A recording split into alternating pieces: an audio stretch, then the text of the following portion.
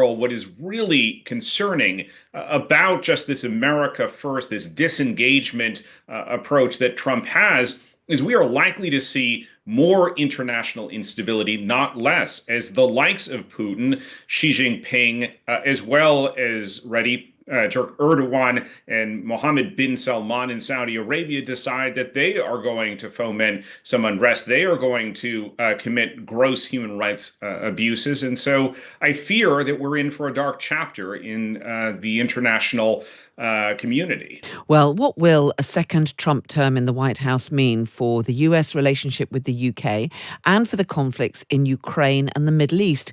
Let's talk to Brett Bruen, president of the Global Situation Room and a former White House Global Engagement Director under Barack Obama. Good evening to you, Brett. Good to be with you.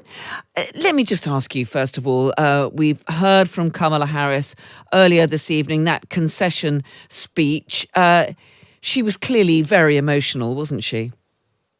Yes, and yet she did what Donald Trump failed to do when he lost in 2020. And you heard just in the clip you played some of those parting words, which included admonishments, advice, one might read between the lines, for Donald Trump. That he should govern according to the Constitution. And I think that's the worry a lot of us have, is that we will lose our constitutional democracy, that he will, in his own words, be a dictator on day one, maybe day two or day three as well.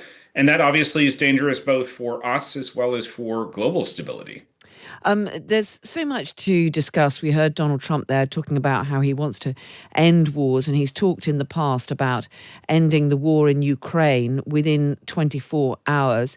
As you say, he's got an enormous amount of power, especially as the Republicans now control the Senate as well. And he's got that huge popular mandate, the powerful mandate that he was talking about.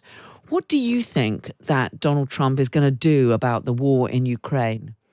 Well, let's also remember there's a huge chasm between the rhetoric of Trump and what he actually does, for instance, building a wall and then only completing a few miles of it. You know, there was an interesting interview this morning on US public radio with a Ukrainian who said, Trump said within a day he'll have the conflict resolved. I'll give him even till Friday. Let's see what he can do.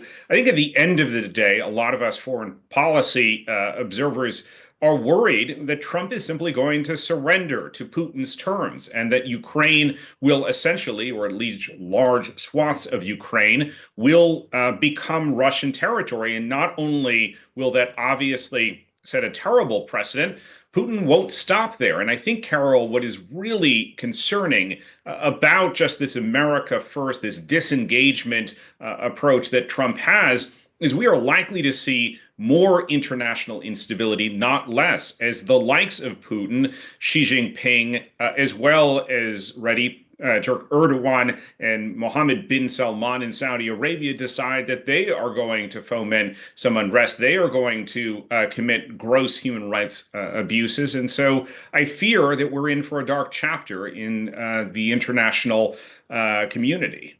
And you talked there about Ukraine. Of course, America is the absolutely crucial bedrock of NATO. And until now, NATO has been more or less united in its support for Ukraine. But the sheer quantity of military equipment and financial support that the US provides to Ukraine absolutely dwarfs what any other country provides. I think the UK is second, but it's quite a long way behind. I mean, if and America under Donald Trump did withdraw its support for Ukraine, that would really be pretty disastrous, wouldn't it, in terms of Ukraine's efforts to withstand the Russian forces? Look, the Ukrainians are already losing territory, even with large amounts of U.S. support. I think if Trump delays or denies additional support, that will be disastrous for Kyiv. They will have to negotiate a surrender on Moscow's terms. But Carol, the other point here, which applies both to European nations, but the UK as well, is that not enough has been done in the last several years to ramp up defense production. So, unfortunately, and Trump on this score has a point, Europe needs to step it up. They need to be able to provide for the defense both of themselves and their neighbors. I think we will see, albeit too late, an effort to really invest in some of those defense production capabilities. But it will be a hard lesson for many of our European allies. And I do fear that Trump is going to, if not destabilize, diminish the deterrent effect of NATO, simply leave. Because let's not forget, he left not only the Paris Agreement, the World Health Organization, UNESCO, a whole host of international obligations and organizations. And we saw that the British Prime Minister Keir Starmer was pressed in the Commons today by the new Conservative leader about defence spending. The Labour government here has not given a date for when it's going to hit 2.5% on defence. What about that relationship between the US and the UK? There's been a lot of conversation about some of the very rude remarks from David Lammy, who's now the British Foreign Secretary, and other senior figures within the Labour movement. But of course, Keir Starmer and David Lammy did have dinner with Donald Trump. Do you think that the relationship between the United States and the UK, or at least between Donald Trump and Keir Starmer, is going to be damaged by some of the remarks from some of his most senior people in the past? And indeed, of course, the involvement in quite a few Labour activists in campaigning for his opponent, Kamala Harris?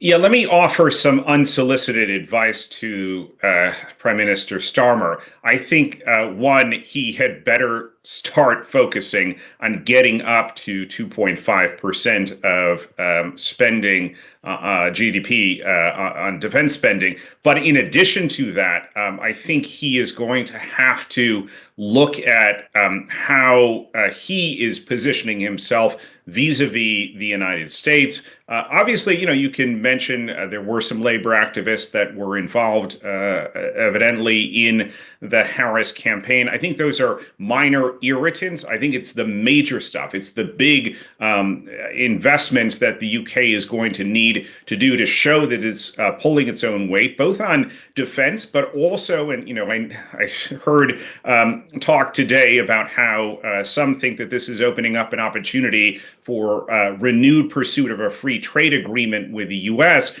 I would start with increasing UK investment into the United States, because that is, quite frankly, Trump's top priority, and showing goodwill on that front may open up more possibilities in lessening trade barriers towards the US market. Brett Bruen, president of the Global Situation Room, former White House Global Engagement Director under Barack Obama. Really good to speak to you. Thank you so much. You bet. Earlier here on Times Radio, Sebastian Gorka, a former deputy assistant to President Trump, told us it was a glorious day to be an American. That CNN moment that's gone viral where, the one guy says, is there any county that Kamala outperformed Biden in? And he says, no, not one in the country. And Jake Tapper goes, what? One? Not one county? I mean, this is such an utter complete destruction of he's Hitler and we're all racists. I mean, this is a victory for the ages, not just the Electoral College, but the popular vote as well. This is a double mandate, and it's a glorious day to be an American. Well, Joe Walsh is a former Republican congressman. He was a former presidential candidate during the 2020 US election and joins us now. Hello, Joe.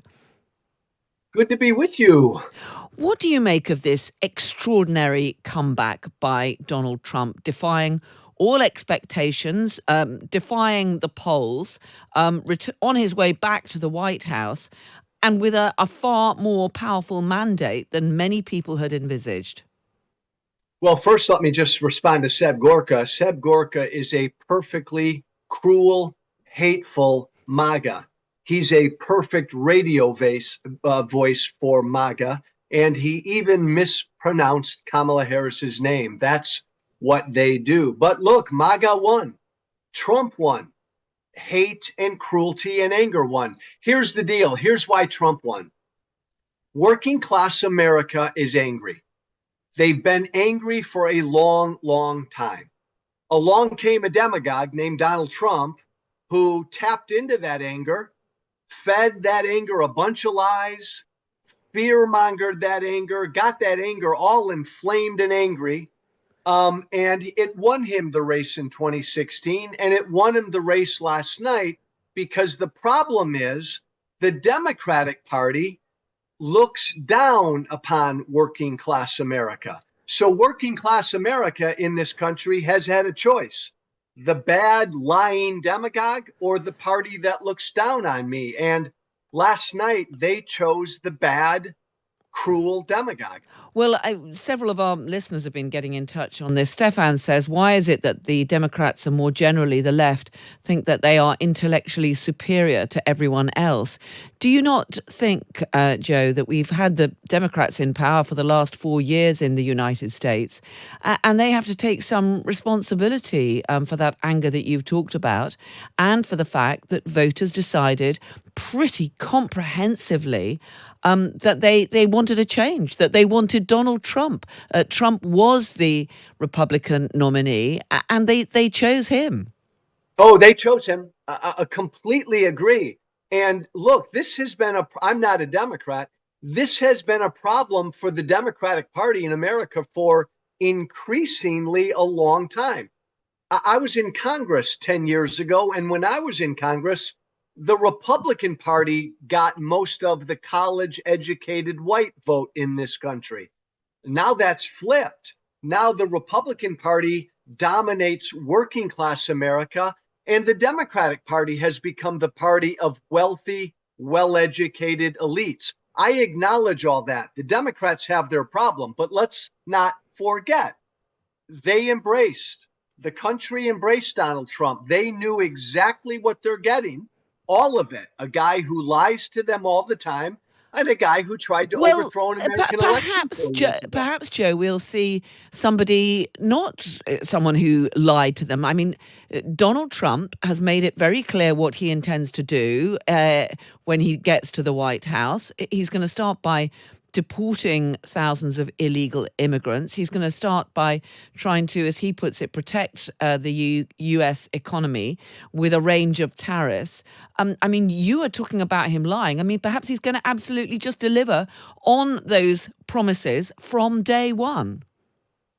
He could. Let me be clear. I say this as a former politician. All politicians lie. We've never in America had a politician like Donald Trump who lies every time he opens his mouth. But to your more important point, Donald Trump has rightly told us who he is and what he wants to do. He's also told us that he wants to use the military against his political opponents. He's also told us that he wants to shut down media outlets he doesn't like. He's told us he wants to be a strongman, a dictator. Folks like us who oppose Trump, we've been screaming about this for a while. But look, America wanted it, and now we'll see what happens. Joe Walsh, former Republican congressman, really good to speak to you. Thanks so much for joining us tonight.